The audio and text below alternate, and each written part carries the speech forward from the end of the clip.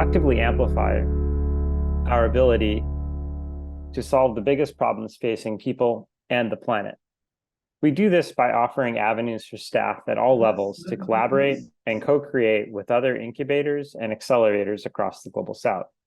We will help share resources and encourage the co-creation of new tools. We will go where our members lead and support them to co-create solutions to their biggest challenges. This is why we're having a potluck as our launch. We want to offer safe spaces for you to share, engage, and help us understand what's important to you. So don't hold back. Over the next 10 days, there are workshops, networking sessions, and open space for dialogue. So use them to the fullest. And don't stop engaging after the potluck is over. We're just getting started. And if you enjoy what you taste over the next few days, we've got plenty more coming. At Pollinate Impact, when we start any meeting, we like to do a check-in question just to see where everyone's at and to level set. Since we're a big group, we'll use Mentimeter to help us out with that. So our check-in question today is trying to understand how you feel about impact measurement. So what's one emotion that you would describe when you approach impact measurement? And Shami is getting the Mentimeter queued up here. And so you can just log into that using the QR code or the link. And just to give some context, our initial geographic focus for Pollinate is Sub-Saharan Africa, South Asia, and Southeast Asia. And we'd like to know where you're from. And please put the country in where you're joining us when we push out the poll. And like I said, you can either click on the link in the chat or scan the QR code. And so where you're joining from, what type of organization you represent, and then we'll get back to that question I had asked about what your emotions are about impact measurement. So can you see the results popping up? I'm sorry, on your screen? Yes, we can, Shami. Okay, awesome.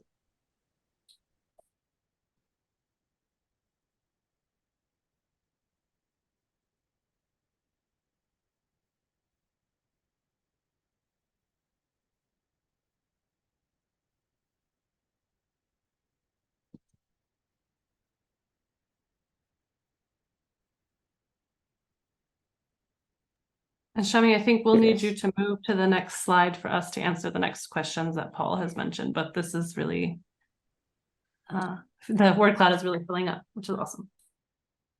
A lot of people are curious about it.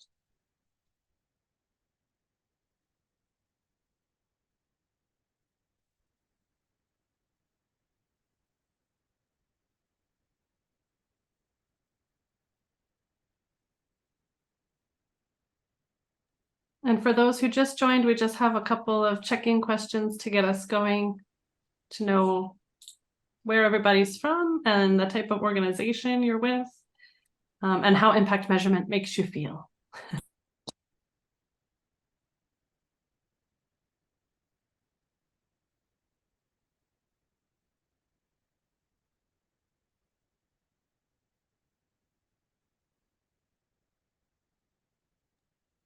Awesome, some nice spread. Shami, do you want to go ahead to the next one?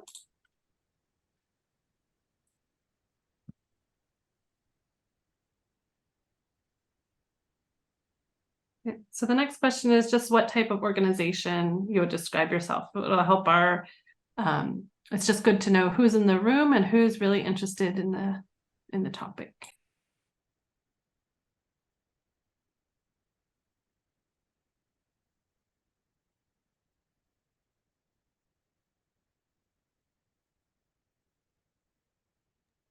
Okay, nice.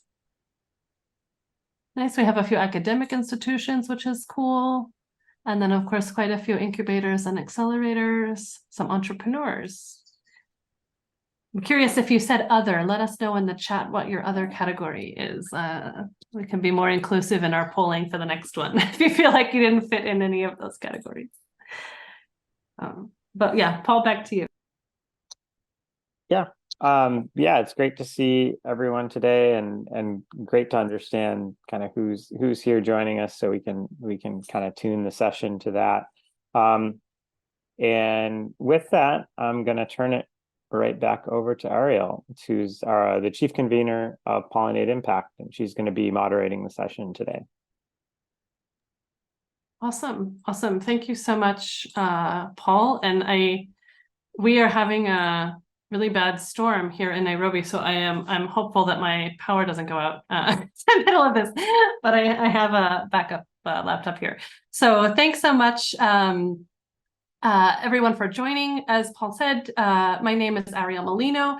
I'm the chief convener with Pollinate Impact, and really excited for this conversation. As a network, we're really keen to have these honest, open conversations with funders. And impact measurement, I think, as we've seen from the check-in question, can cause some anxiety, some curiousness. Someone, I think, said expensive to resource.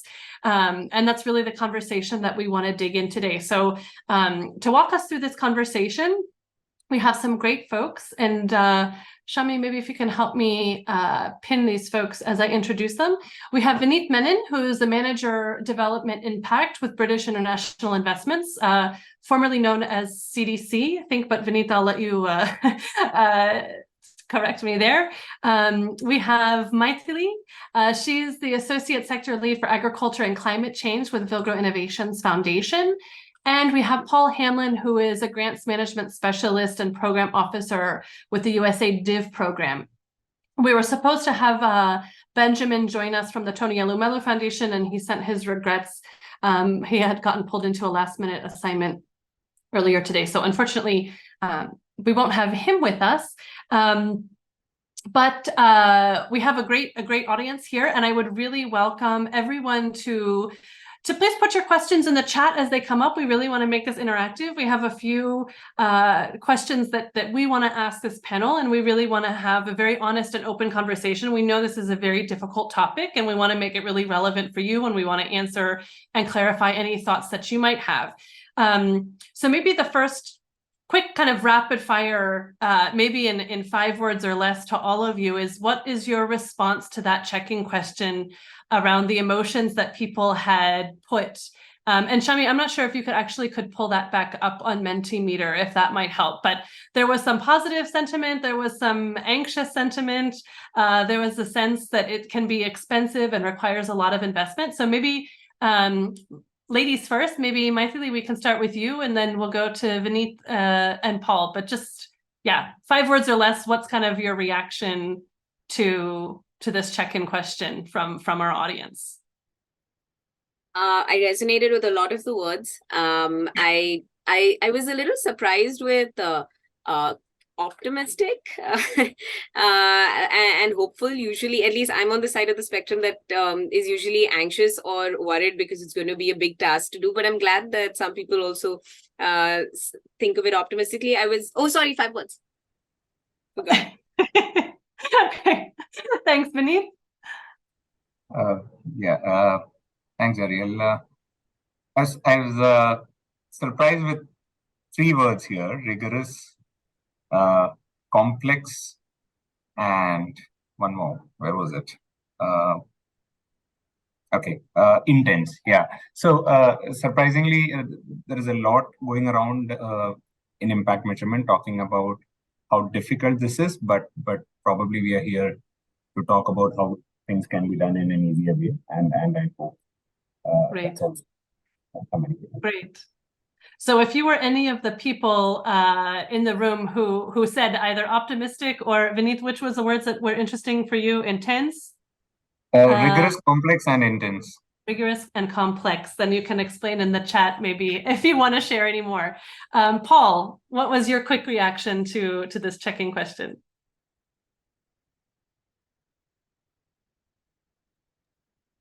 You're going to need to specify which Paul.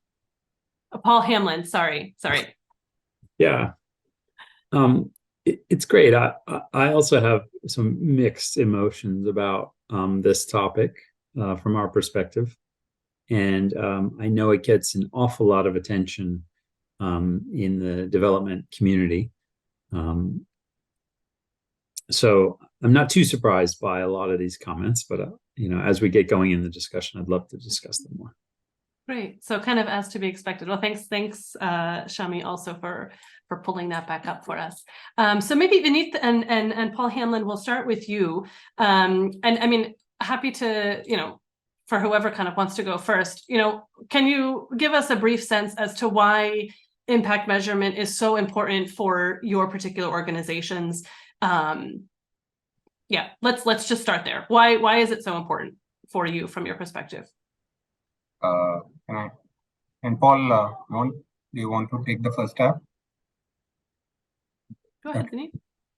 Well, and I'll talk from the perspective of an impact investor, particularly. And we all know where an impact investor falls, probably in between a grant funder and a commercial investor. What it means is that we may be expecting some returns, but our ambition is to achieve what you call as our organizational objectives through deployment. We have to achieve those organizational objectives, which we have decided. It could be a country-driven, it could be sector-driven, it could be theme-driven. Now, within BII, we have also set our objectives. We have objectives around making a country more productive. We have objectives around making the environment more sustainable, and also working with and being more inclusive. While impact measurement basically helps us in two ways majorly. If I talk about all these, then how does it help us? The first one is it tells us whether we are in the right path, whether we are achieving what we are set to achieve. And also it helps us refine our strategy and be impact-led and deepen our impact. These are the two key things which impact measurement tells us. Yeah, I can explain a bit, but I'll hand it over to Paul.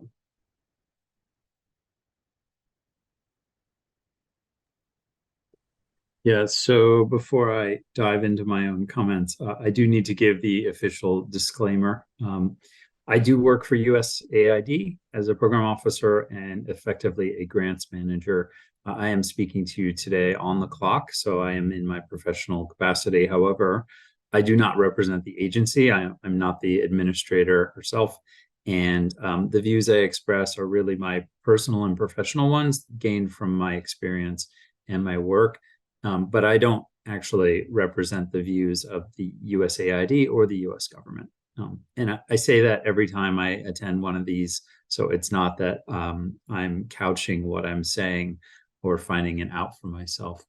I also should say that, USAID is a big organization. We're divided into a large number of bilateral missions and also other operating units like global health and DDI, which is the bureau that I work within. And there's certainly a range of opinions about these topics. So I'm going to present, I think, the vision from the Development Innovation Ventures program, which is a relatively small part of USAID, but in some ways kind of leading the charge in how we do development and how we program our funding. In a nutshell, why is it important for us? I think we're all trying to move along this continuum from inputs and outputs towards outcomes and impacts. Inputs and outputs are incredibly easy and cheap to measure. They're inherently very understandable. However, they're somewhat meaningless if we have to be honest with ourselves. Really, what we're trying to capture is outcomes and ultimately what's the impact of our work. And, we have to answer the so what question. Like, okay, so you did all these trainings, so what? What was the impact? And we have to answer that in a way that is also understandable intuitively, for the people who set and allocate our budget, for the taxpayers, and then, increasingly and ultimately for the governments that we partner with, our partner organizations, and the people that we are, looking to support with the work that we do. Thanks, Paul. And I'll just kind of add a follow-up question to that for you, since you brought it up. How are you doing that? Can you tell us a little bit about the approach and the thought process to how are you really moving from inputs and outcomes to, inputs and outputs to outcomes and impact? Because I think we really want to kind of get down to a practical level. So, we kind of all fall back on those, number of entrepreneurs trained or number of people who've received, support, but what's that next level, and how is your approach to that? And then Vineet, I'll let you respond after that. Yeah, sure. Thanks. So, one thing it's important for everybody to understand is that the DIV program is a little bit unique in USAID in that the mechanisms we use, the grant types we use, are not the traditional cost reimbursement mechanism. So that's number one. We set up milestones within our grants, and each milestone has a very clear definition of what the milestone is in terms of achieving what we're looking to achieve and what the evidence of that needs to be. And then there's a dollar value associated with that milestone. And so we are paying sometimes for outputs because those are necessary, steps towards the outcomes that we're looking for. But we don't pay for inputs. We don't ask for cost documentation. We don't ask for financial reports. We only ask for the evidence of the milestone, and then we pay the fixed amount associated with that milestone. So we operate a little bit differently than a lot. A lot of large grants and especially contracts are these cost reimbursement mechanisms, which inherently, because they're cost reimbursement, they are focused and organized around the inputs because that's what drives the costs. But we ignore that. We don't care, is what we like to say. We don't care about the inputs. We care about the outputs, and in some cases, the outcomes and the impacts. So that's number one. DIV also is a little unusual in that to get a grant from us, depending on the stage, we either require or will help fund a randomized control trial. And I know a lot of people who are entrepreneurs might not even know what that is. So randomized control trial is a way of measuring the impact and effectiveness of something. Most famously, it's used in the effectiveness studies for pharmaceuticals and vaccines, where you test one group with the vaccine and another group with the placebo. So you have your control group and you have your treatment group. We generally, for our latter stage awards, which are much bigger, either require it to be in place. So someone should have paid for it already, or we will help pay for it ourselves. Once we have that evidence in hand, we tend to try to take a step back and say that, okay, for our funding, we have the evidence that this innovation, the widget, if you will, the thing that we are supporting, we have the evidence that it works. We have the evidence of impact. Now all we need to do is make sure that you're delivering it in a similar context, in a similar way, in a similar package of support. And then we can have confidence that you're still having the impact without going through the expense and time of rigorously measuring that impact. So again, DIV is a little bit distinct. Most of the programming that I see done in USAID, I think outside of the health area, would never ask for a peer-reviewed academic, randomized control trial study as evidence of impact. And so we are a little bit different than that in that respect. But from my work as a grants manager, I'm always looking for having the evidence in hand that this intervention works, that it's impactful. And then I can say, okay, I know it works. Now all I need to do is look for some administrative indicators, which are easily collected, that will give me assurance that we are scaling this out and having a large impact over a larger number of people without, again, trying to collect that impact data.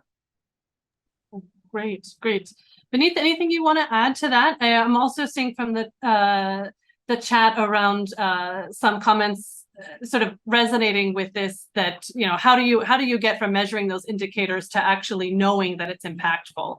And if you want to say a little bit about your approach on that. I mean, I'll add to what Paul said and also highlight the importance of different impact measurement processes adopted by the different funders, depending upon what their objectives are. So we come in as an impact investor who will evaluate a company, set indicators, and then track them over a period of time. Money comes in first, and then we track the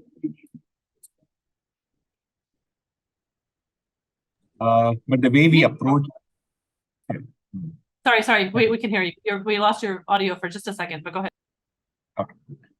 So the way we approach impact measurement is varied. We have different approaches based on instruments. So if we are giving out debt, there is a different approach. If we are giving out equity, there is a different approach. If it's an intermediated fund through funds or any intermediated vehicle, it's a different one. Similarly, based on the size of the company, we have different varied impact indicators. So if it's a very early stage company, we understand that it is difficult for them to capture that impact in an effective, and it might also involve some cost. So we reduce the burden. And if it's a well-established company, then we might even ask them to calculate the methodology for CO2 emissions avoided, for example. So we have these varied approaches when it comes to different types of companies.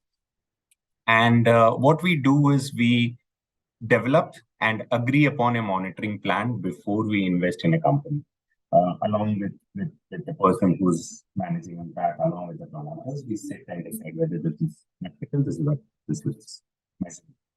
And then over a period of Unable time. to hear you clearly. Audio is in and out. Is it only me or Arya? Can you hear? Yeah, no, Vineet, it's coming and going. But go ahead. Okay. Maybe the distance from my laptop is making a difference. Yeah, Is it better now? Yes, Okay. yes. So I was referring to how we monitor impact.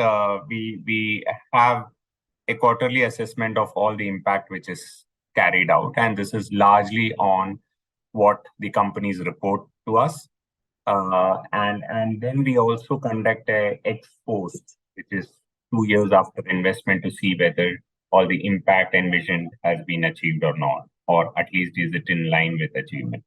On a select basis, we deploy third-party agents for collecting impact measurement data, but this is purely the funders' money which goes towards measurement rather than asking the companies to put in.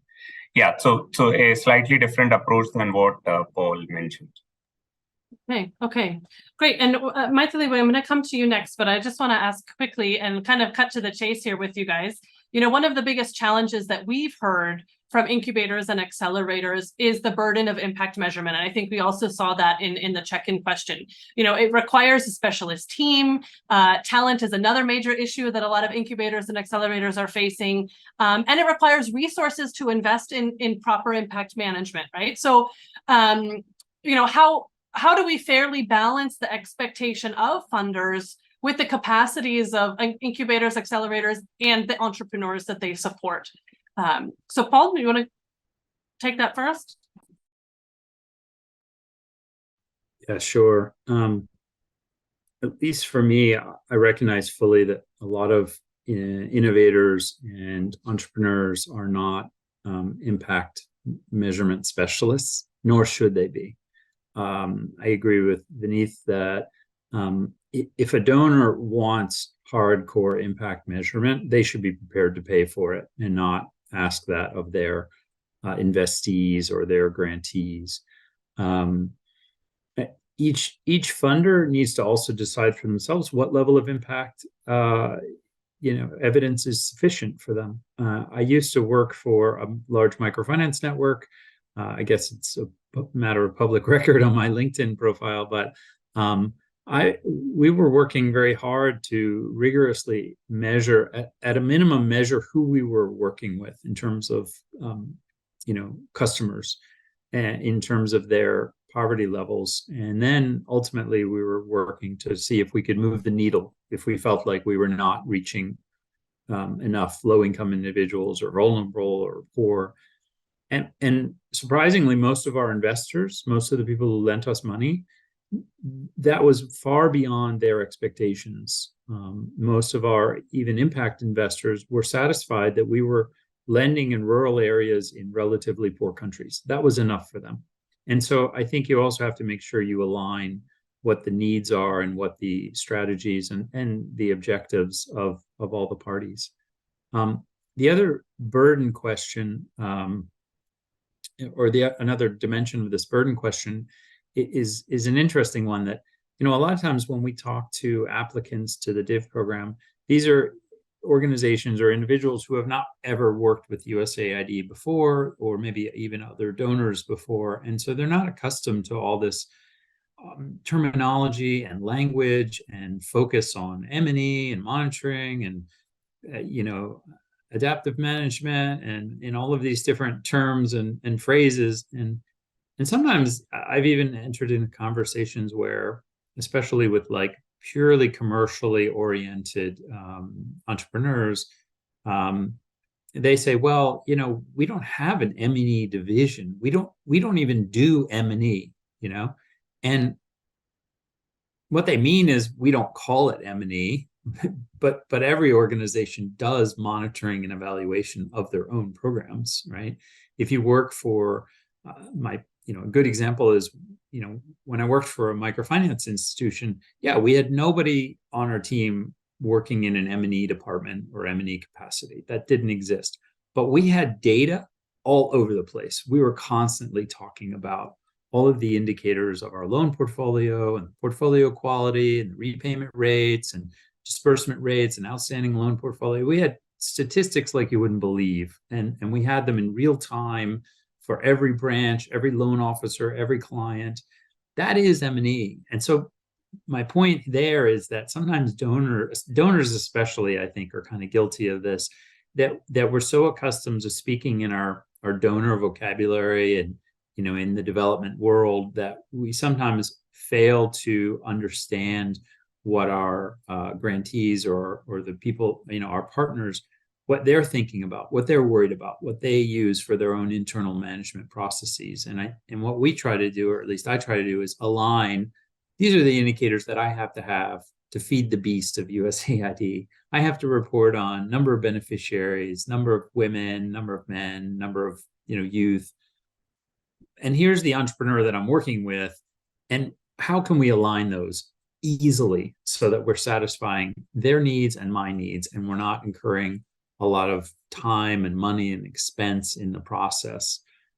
Because I think a lot of entrepreneurs are rightly so. They are nervous to start working with donors, because donors do have this reputation of requiring a huge amount of reporting and a huge amount of data and all kinds of things that they themselves would never bother with because it's not relevant for their management. And so I always try to align the indicators that should be of interest to me are the ones that are of interest to the entrepreneur or the startup or the organization that we are supporting. And sometimes it's just a question of speaking the same language, right? And so drop this M&E and MERL and MEL and all this other stuff that, entrepreneurs don't use themselves, and just start saying, what are the indicators that keep you up at night? What are the indicators that your board and your funders ask you for? What are the numbers that they want to know, right?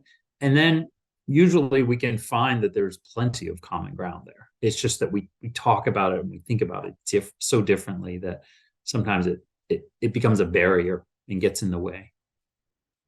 Great. And I want to shift over to Maithili. We've heard a lot from the funder perspective. And it's great to hear, Paul, that you're really, trying to break that sort of lexicon difference of pedagogy and terminology. But Maithili, we want to hear from, you from some very practical perspective, of Vilgro has been around for 20 years. You have a team that I think, is focused on monitoring and evaluation. From a very practical perspective, can you give some, thoughts to this audience? How do you do it, especially considering the team expertise, the resourcing required, the tools that you use, how you're engaging with entrepreneurs to collect that data? Just to give us, a sense as to how you've been able to I don't want to say hack it, because I know it's still a struggle, but share with us how from a practical perspective you're able to manage that. Sure. So I'll divide my answer into two parts. One is what we're doing, and two is how we're doing it, or the process that you alluded to. So in terms of what we are doing, we have set in place a lot of internal metrics and methodologies to calculate those metrics. So we do use either baseline versus end line comparisons, or control group versus implementation group beneficiaries. We also do sampling. So while we collect data for the entire usually set of beneficiaries, we'll do a random check to see if the accuracy matches. What we're also trying to do at Wilgrow, and it's an ever evolving journey. What we're also trying to do at Wilgrow is really align ourselves to a globally recognized system. So we're trying to incorporate IRIS into the work that we do. We also track SDGs, but IRIS in terms of the measurement, the metrics and the way to measure those metrics. But as I said, we've just started on this journey more recently, so I don't have too many details on that. But whatever Wilgrow is doing today, we want to sort of make it not a Wilgrow only thing, but something that is internationally also recognized. And the third thing I think is, so this is all about Wilgrow and what we do internally. But the third thing is, for certain new technologies, especially in climate and some in agri, we look at small investments, and by small I mean up to 5,000 USD. Small investments in startups, which are one-time technical assistance to help them figure out what is the methodology to calculate their impact. And then after that, it is up to them to, run that process month after month, quarter after quarter, and report those numbers. And that operating cost of perhaps having a resource to do that is independent. But what we do is we help them with that initial cost of just putting a methodology in place, getting some experts to do it for them. Some examples of such things are, one is the life cycle carbon assessment, the LCA certification that we do, which sort of through our third party MEL agencies, which kind of helps a new startup understand how their what really the impact of their product is, and then as they sell more of their product or service, they just need to extrapolate that number. It's a one-time thought process, and maybe if you make an Excel sheet out of it, your sales numbers could just feed into that, and give you impact numbers at the end pretty automatically. So I think those are a couple of the things on what we are doing. On process, I'd say there are just about 4 steps perhaps. The first is I would resonate with what Vineet said, which is expectation management. I think startups feel very cheated when after you've given them the investment and a year in, you're like, where are the impact metrics, even though you have come in from an impact perspective. So when we are doing our diligence with them, we tell them very clearly about what the expectation is on metrics. And we're okay with it being self-reported. If it needs anything more than that, we provide for it financially. But we set this expectation with them very clearly from the start, so they know what they're getting into. So that is on expectation management. On collection, which is the startup collecting the data for themselves. Because of the work we've done with so many startups, we have our own playbook on relatively easy hacks. For example, one of the things we noticed is that in many agriculture companies where folks are going to the selling, say, to the end user farmer to prepare an invoice, they're already collecting some basic information of the farmer, like say a name and a mobile number. If in that we can just as a one-time activity get them to collect perhaps 2 more questions on the farmer, which is perhaps the crops grown and the acreage, that just makes the impact data so much richer, because now you can put all the services provided in context of the beneficiary, right? We sometimes aid them with a one-time cost to say that, through the course of the program, we'll again provide up to 3,000 to 5,000 USD, which is not a lot of money, but we'll provide that for you to have a dedicated resource, collect this information. And in 8 months to a year, if you haven't seen the benefit of this, like up to you to let it go. But we've seen most of our organizations after that 12-month period voluntarily continue paying this resource to have their impact collected. So often it's a matter of demonstration. So that was expectation management, collection. Then it comes to analysis, which is how does Wilgrow know that we're getting the right data, right? So I think what we do here is we train our analysts. We have a playbook for our analysts, which is just the way we tell them, we coach them on looking through the P&L and the balance sheets of our investees. We also train them on what are the basic checks to do on impact, what are the metrics, and this is self-reported data, but our analysts will do dipstick surveys and checks, random samples. And if something doesn't align, then we'll take it up more seriously and do a deep dive with that company. But we've noticed that in most cases, this works out. And I think the last is on the cost. So I already touched upon that. If there are one-time activities which cost per startup up to about $5K USD, we're happy to do that to set them up for the future, right? And at a program level as well, usually in this budget, we're able to roughly manage a very detailed impact report. But in the case of certain donors, when they're extremely particular that it needs to be third-party verified, the sample set needs to be larger, people need to go into the field, it can't be, say, an audio or a virtual check-in, it needs to be a physical check-in, then we do ask for an independent MEL budget. And we do this with our funders also right at the start, like expectation management. We say, here's what we can do in-house. If there's anything you'd like beyond this, let's talk about a budget. And we've seen that that has worked in most cases. Hey, that's fantastic, and I really appreciate that the context matters. I think that was really, really nice, and that and it's great to hear that there's support for impact measurement as and when the sort of donor or funder is expecting it. So Rajat's put a really interesting sort of question in the chat here. And he says, I often get this feeling that our approach to impact measurement is driven by an underlying consensus around measuring success while ignoring / being reluctant to acknowledge / celebrate failure as a critical impact as well. So Maithili, I want to ask you, what's one thing that you've done wrong that you would do differently next time? Let's talk about some learnings from failure. I think that would be really helpful.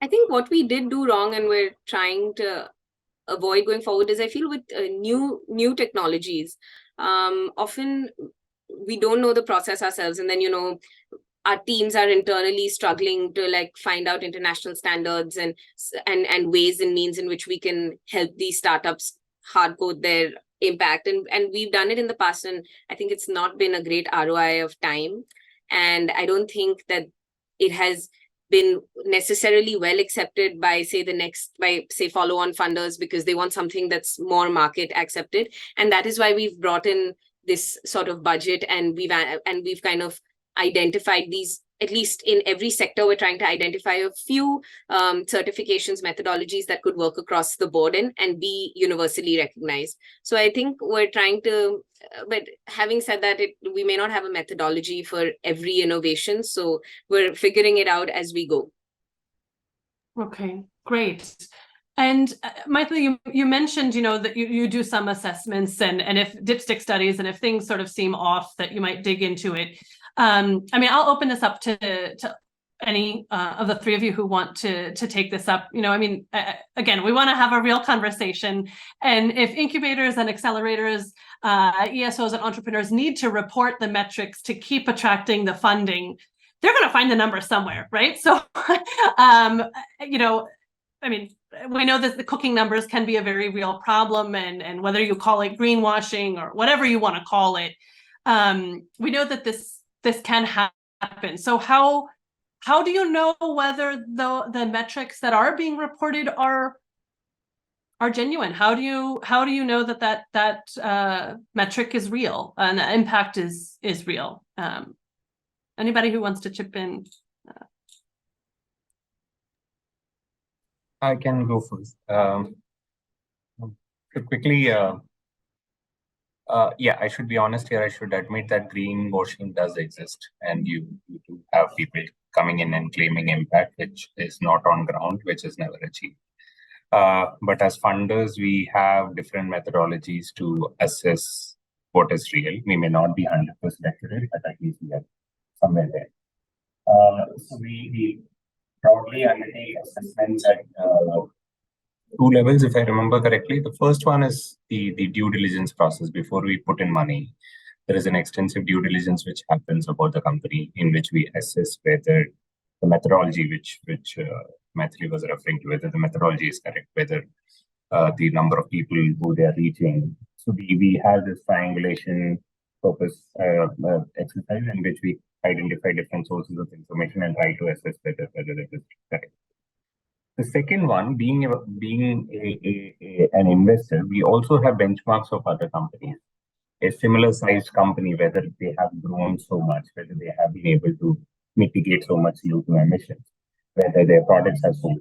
So we have benchmarks also available, which helps us compare and pick out outliers if there are any. These are the two major approaches which we do, and definitely, as I said earlier, during the monitoring process, we also have these dipstick studies, or you call it the ex post assessments, in which we conduct and check whether impact is being achieved. I think that's a good segue, and I'll ask Shami to pull up kind of the next poll, because we know that, I think part of the greenwashing issue is the struggle, and again, kind of finding this balance. So I want to get the conversation sort of moving towards solutioning. And we have an open-ended poll question that we really want to hear from you all, not just our speakers, but everyone who's joined the virtual room here. What are some ideas that you have to make impact measurement easier for ESOs, yet still effective for funders? And so the link Tahseen has put there in the chat. So all you have to do is click on that link, and you'll be able to submit your ideas or your suggestions. It's just kind of a open-ended question. And I think while the audience responds to that, I'll ask, Paul or Maithili, did either of you want to comment on the greenwashing and how how we can either try to mitigate that or verify anything? Either of you wanted to comment on that while we get our responses in?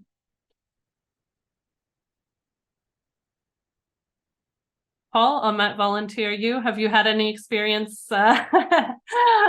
in that sense, or any practical advice again for the folks who are in the room around this issue of greenwashing? Well, we also do a lot of diligence. Our diligence process typically takes 3 months, even up to a year, depending on what it is we're looking at, how complicated it is. And so on some level, we're always going with trust, right? That we know this organization and they're not going to intentionally defraud the US government. That's a pretty big stick we wield. That if you make a statement to us that you've achieved some milestone and you have not, that's fraud. And you definitely don't want to go there. I think other investors likewise have the similar stick, that if they would feel that their investees are, misleading them, that could potentially eliminate them from the market from any other investor in the future. So we all have our kind of carrots and sticks. We all know our partners hopefully quite well. We also fund, we fund at 3 different stages. We actually have 3 different stage awards. In our stage 1 is proof of concept. And at that stage, we're really looking for outputs because the thing has not been proven yet. And so we just want to help them move towards proving that it really works in real world, contexts with real customers in the real marketplace. And so at that stage, we're just looking for outputs. We just want them to do certain things to move towards proving something works. And so that's quite easier to do, right? Because all we're looking for is that they conduct a study, or they do some field trials, or they do some research, right? And then we just want to see the outputs of that. And if the outputs are, this is never going to work, that's fine. We're taking that risk. When we move into a stage 2, which we call positioning for scale, we're looking for a bit more, not necessarily a yet impact, but still focus heavily on outputs. But a lot of those outputs are really a little bit risky in that they're harder to achieve, and the dollar values are now going up. And so our kind of level of evidence that we want of success has increased. And when we get to a stage 3, which is the big dollar values for us, which can go up well above $5 million, then we want hard evidence, and we want often we want a third party involved to provide some level of verification. And so depending on the stage, the evidence bar goes up substantially.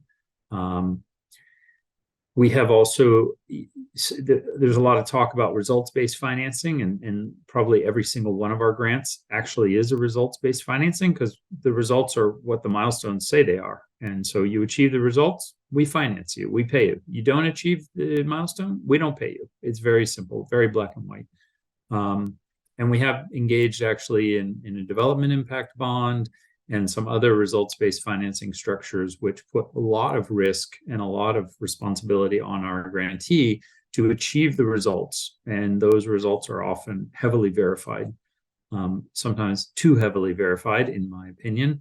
But we're talking about very large dollar values. And so, the burden of verification is generally more appropriate for the larger awards.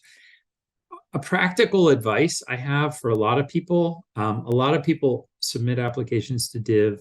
They think we're a donor, they think we're USAID, which we are, but they think that means all we care about is all kinds of impact measurements and lots of numbers and things like that. And I find myself very often having to rein them in, especially if we get to award and we ask for like an implementation plan and their key performance indicators. Sometimes they come back with us, they're going to measure female empowerment, and they're going to measure livelihood standards changes, and they're going to measure health outcomes, and they're going to measure all these things. And I, very often, I have to ask them, why would you want to do that? Do you do that for your business? Do you measure female empowerment as something that you measure for your business? And they come back and they say, well, no, but USAID loves gender empowerment, and therefore we thought we should measure that. And I say, well, yes, we do. We care about that. Don't get me wrong, but we're not asking you to do that. So I would recommend you take that out. Sometimes they even try to write these things into the milestones, and then I have to remind them, if you put this in the milestone and you don't achieve it, I'm not going to pay you anything for that milestone ever. You're never going to get a penny. And that usually makes them think twice about what they're trying to measure. So we also try to bring them into the key things that we really do care about, and that in a simple basis is, how many people are you reaching and what is the impact you're having? If we have a proxy for the impact, or we already have evidence of the impact that we know remains valid, then we don't have to worry about that. We can just worry about the reach or the outreach. And then that makes it simpler for everybody, because counting widgets delivered or individuals treated or individuals put through a program, that's much easier. And we have the evidence base on the impact. That's kind of the ideal situation. So those are some thoughts. All right. Thanks for that, Paul. And we have some great kind of ideas and recommendations here on solutions. I want to give Maithili, also an opportunity to just respond quickly on, because we're running up on time, but I really want to hear some of the, practical tips and tricks that you wanted to offer to make, impact measurement less stressful and easier for the organizations, but meaningful still for the funders. Yeah. So, taking from what Paul and Vineet said, I think firstly, we do during our diligence a fair amount of a deep dive into the companies to know that there won't be an absolute situation of greenwashing. This impact is very core to their business, and therefore they're not really going very out of their way to give this metric to us. And there's also some amount of trust that, if they've said they've reached if they've sold X number of products, it's reached at least Y number of beneficiaries. So it can't completely be a false number, but that still doesn't define outcome. Did those Y number of people use it, and did that improve their health outcomes or their environmental footprint and so on, right? And that last mile, I think, becomes very tricky, and it's also very expensive. And what we've done there in the past is we've just been honest and we've called out what we have, which could sometimes just be an output and not an outcome. For example, on a water program that we did, we started out with that program with this ideal metric of liters of water saved, billion liters of water saved, right? That's what we wanted to do. But we realized that in some cases, companies were monitoring water systems like canal irrigation systems or even city water distribution systems, and giving advisory to decision makers on how to make water usage more efficient. But we don't know if those decision makers ever made those decisions and changed their usage patterns, right? So in that case, we simply called out X liters of water monitored, X liters of water saved. In some cases where we were bringing up groundwater levels, it wasn't always possible to get an exact liter target given that the topography of every region is different. So then we would caveat it and say potential recharge this. And we could always back up the potential with some empirical sort of scientific formula. This is how we're attempting to measure it, but nowhere are we claiming that this is the gold standard of the final way. This is an honest attempt. And I think that has also worked many a time with both founders and funders. And Maithili, I'll ask you also from the Vilgro perspective. So you've been talking a lot about measuring the impact of your entrepreneurs. We have a lot of incubators here. What about, kind of some recommendations for how incubators are measuring their own impact? Because I think that would be really helpful. And we probably have maybe 2 more minutes and then we'll probably have to wrap up. All right, so I'll keep it brief. So I think at Vilgro, maybe about 3 years ago, we had a bunch of companies which had a bunch of metrics, and sort of it was difficult to pull these all together, even though we had 3 sectoral focus areas of health, agriculture, and climate action. Still, it wasn't always possible to add up these numbers. So what we did in a strategy step back that we did 3 years back is we said that we're going to start with defining missions that we want to achieve in each of these sectors. And under that, call out 2, maybe even just 1 in some cases, important metric that really defines what Vilgro is doing in that space, and anything else is over and above. And that metric we try to keep as broad as possible. For example, in agriculture, we have land under sustainable cultivation.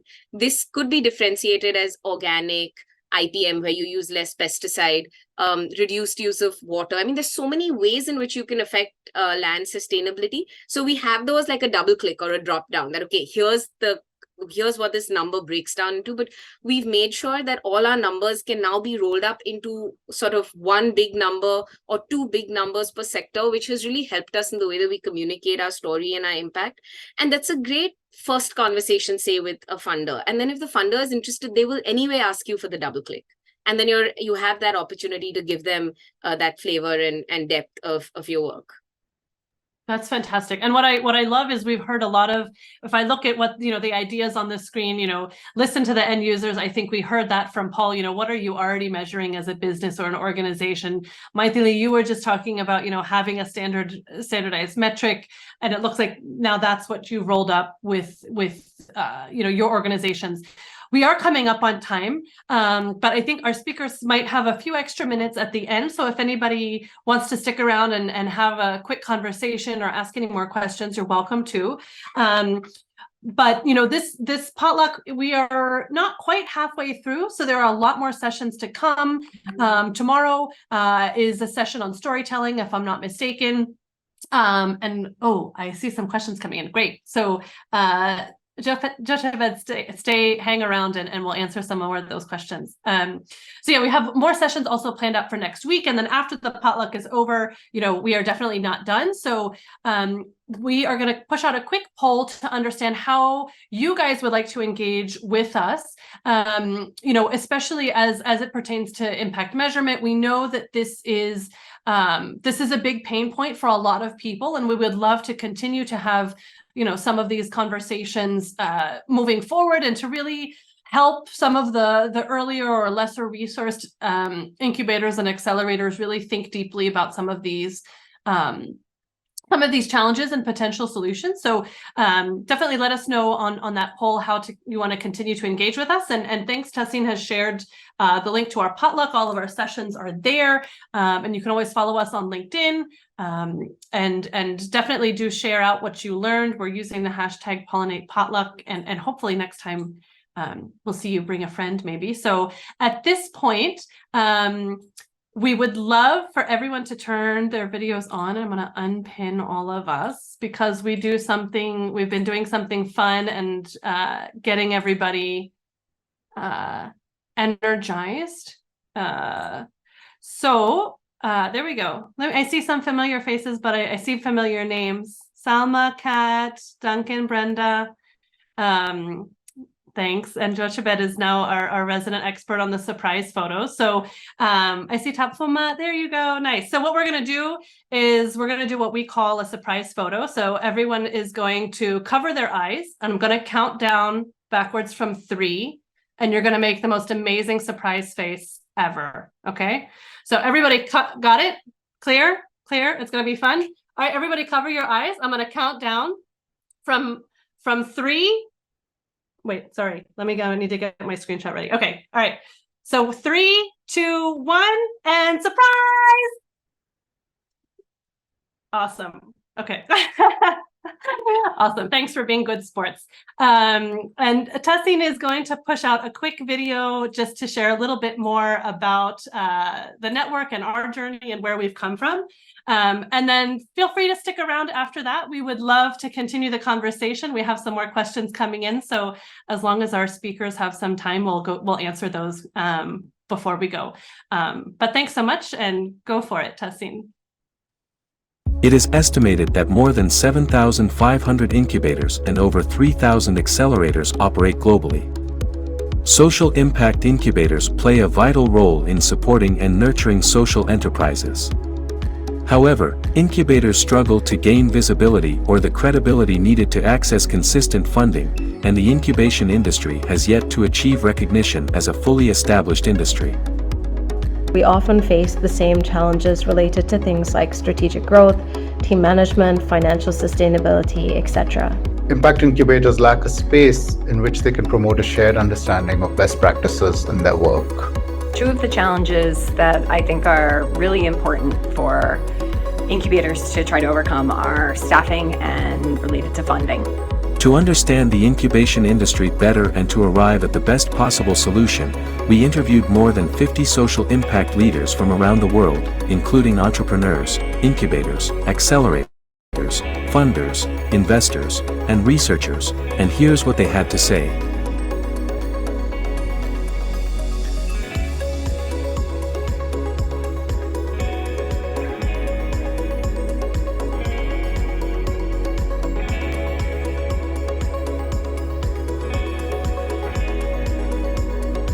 By creating a network where knowledge sharing is open, where there's an openness to understand from each other's mistakes and successes. And there's something so supportive about having this kind of community that can enable you to troubleshoot these issues, and that really helps you to focus more on this impact piece alongside the incubation that we're doing. By bringing together the stakeholders in this network, we hope to create a larger picture of the whole and the part that each of them is playing in this. And this is why impact leaders from across the globe came together to design a global network of impact incubators to build Pollinate Impact. Pollinate Impact is a member-driven network of social impact incubators, where we aim to create a thriving, resilient, and mutually supportive ecosystem for impact incubators across the global south. We believe that by empowering, resourcing, and enabling these impact enablers, we can collectively amplify our ability to solve the biggest problems facing the people and the planet. Pollinate Impact is an avenue for impact incubators to connect, collaborate, and co-create a bigger impact. In essence, we celebrate the pollination of impact. This network has been co-designed by a group of social impact leaders representing incubators, entrepreneurs, academia, foundations, and networks. One word that comes to mind when you think of pollinate impact. Synergy. Amplification. Community. Collaboration. Openness. Join us on this inspiring journey.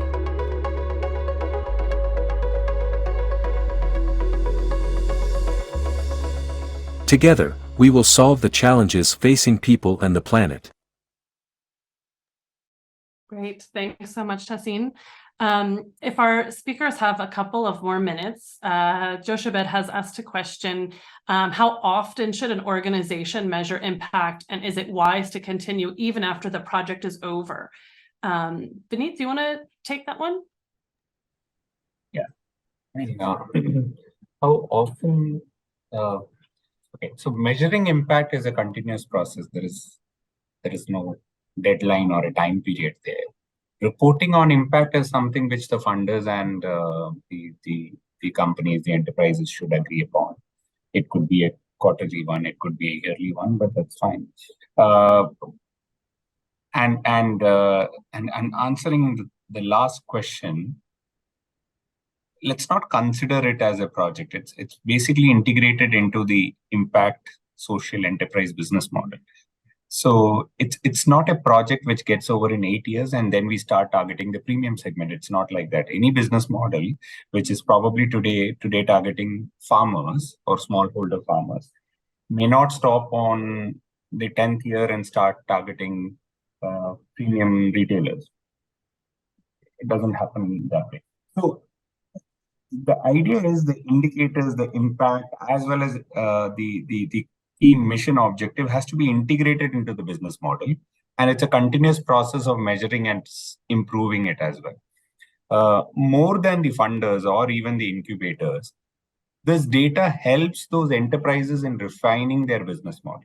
So it helps people in understanding who the end consumer is, whether they are targeting the right segment or whether they have to improve. So I would strongly say that let it be a continuous process than a periodic. That's great. And Joshabed, you can correct me here if I'm wrong. I'm trying to get your second question. You're asking if the funders would share impact analysis data to help improve grantee or an organization's performance. Joshabed, is the assumption there that like when an external review is happening, whether you get feedback? Feel free to unmute and maybe you can clarify the question a little bit. Yes. Thank you very much. It's when an external person comes to review the work and then the impact of it, like would they want to share it to help improve the organization's impact? That's what I meant. Okay. Great. Paul, do you want to take that? If you've been part of any kind of third-party assessments? Yeah, so on reporting, we ask our grantees to report just twice a year. KPIs, key performance indicators. We feel that's a reasonable amount. It's enough for our needs and it's not too much for them. We also ask grantees to report after their grant to us, but that's sort of on a voluntary basis. We're interested to know how they're doing past our grant. Our grants are typically 3 years. All of our grants include requirements that any reports, data sets, analysis, presentations, be shared on the Development Experience Clearinghouse, what we call the DEC website. And so any verification reports, evaluations, randomized control trials that are done under our awards are automatically supposed to be publicly available to everybody. They also likewise have a separate and equal requirement that any data sets are cleaned and anonymized and placed onto the Development Data Library, the DDL. So these are both public source, open source places where you can find reports on any USAID activities that have happened in the world. I will be honest, compliance is not 100%, and finding things on those sites is not always easy. But those are definitely. And thirdly, we also require in almost all of our awards a dissemination plan towards the end of the grant. We want to know, how are you going to share these with the broader community, including, in some cases, their competitors. But we don't care. We're paid for it, and we're paying for it because it's valuable not just to them, our grantee, but because it's valuable to USAID, and that means we need to share it more broadly. Well, and maybe to go one level deeper, Paul, what's the conversation that you have with the organization who's received the money on whether the metrics that they're submitting meet expectations, and like that kind of are we on the right track? Are we doing well? I think that's also what Joshabet was getting to in terms of how you're using that information to help them kind of strategize better. Well, often our grants have milestones which are performance-based, so they include some numerical kind of achievement of number of products or services delivered, number of paying customers, capital secured, expansion into new regions, new product development, things like that, which are clearly of interest to both us and the grantee. And those are milestones. So everybody's focused on achieving those milestones. So it's kind of baked into our awards that we're sharing feedback whether or not they're doing well or not, because if they're meeting their milestones, we're going to send them money. And that's a pretty clear signal. Yeah. Is that more aligned with what you wanted to hear? Yeah, I think that's helpful. And Vineet, any comments on that, on how kind of you have that conversation with some of your funders, or Maithili, either of you, on how you have that conversation of looking at that data and analyzing it and giving feedback to the organization?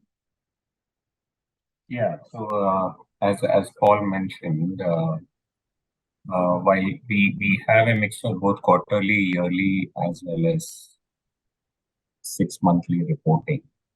But what we do undertake is we do have a yearly impact alignment meeting with the companies, where we talk about what we are observing when it comes to impact, and are there any risks to impact. We try to identify whether there are any potential risks which are around, and any particular assistance which we can provide. It could be a TA probably to find the key personality. I mean, I'm just giving an example. So we do have these yearly interactions with all these portfolio companies in order to identify, based on what we have learned from the monitoring, we try to identify the gaps which we can fill. Okay, great. I mean, I'll open the floor if there are other questions, or but I hope, Joshabet, that helped answer your question. Great.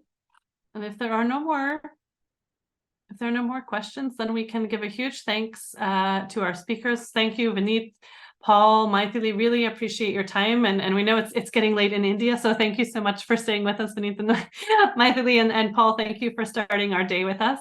And thanks to all of you who joined and asked questions and shared experiences. We really appreciate it, and we hope to see you tomorrow, because I think storytelling particularly is a really important part of impact measurement. It's not only how you measure it, but how you share, how you share that measurement and how you share that impact story with the world. So consider that kind of part 2. So now we got the technical stuff out of the way. Tomorrow we'll talk about how we spin that as a story. So thank you all so much, and have a lovely rest of your day, evening, morning, wherever you're joining from. But thanks so much, everyone, and have a great day.